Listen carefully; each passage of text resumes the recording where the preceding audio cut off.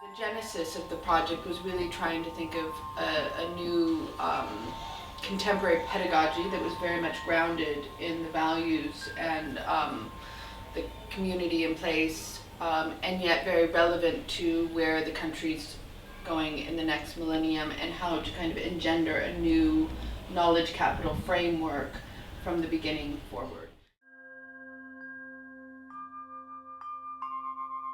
Unity was one of the major concepts since the very beginning.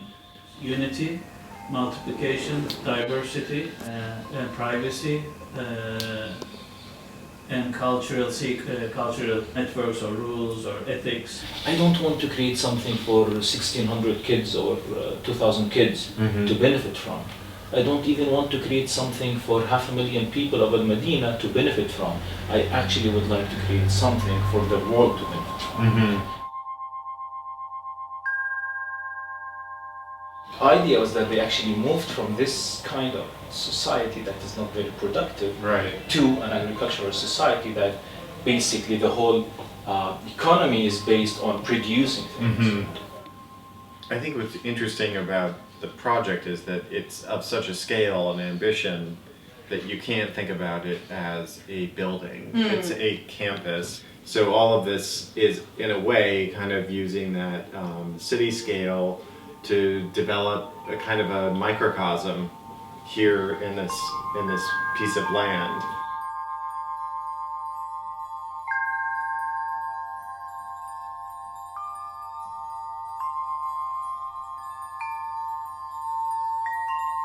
So these drawings try to really explore the infinite amount of possibilities within this system, but yet then keep coming back to these core orders of movement, of symmetry, of placemaking, of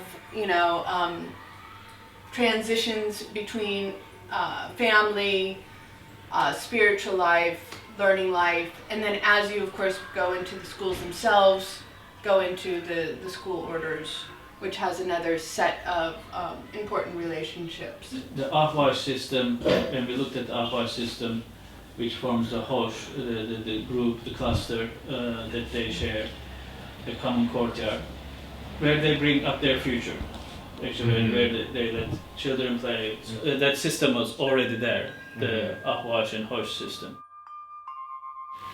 For me, identity projects always kind of have a really strong beginning point in typography and lettering.